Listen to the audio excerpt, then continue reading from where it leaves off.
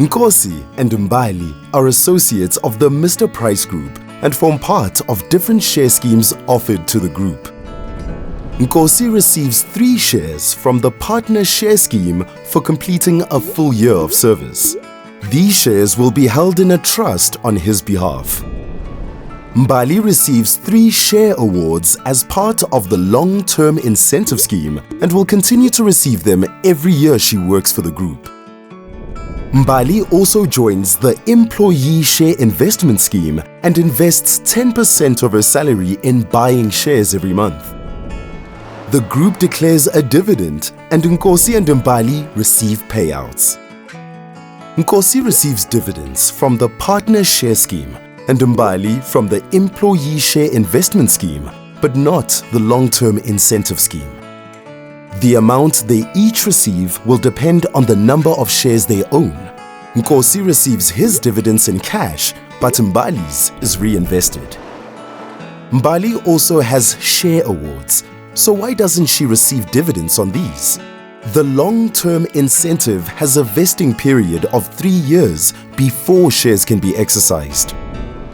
COVID strikes and the market price drops. Their shares are worth less, but both Mbali and Nkosi keep their shares anyway. Later, Mbali receives more share awards and Nkosi, on the other hand, doesn't receive any more shares. At the end of the financial year, the group declared a dividend because they continue to grow and made a profit. The group acquires a new business.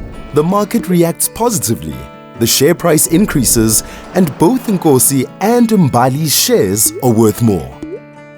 So what happens to their shares if they leave? Let's see. If Nkosi resigns, he will lose his shares. If he retires or sadly passes away, his shares will be transferred to his estate.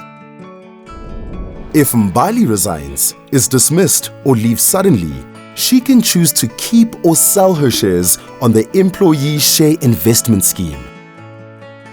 Any shares she has that have not vested will be forfeited.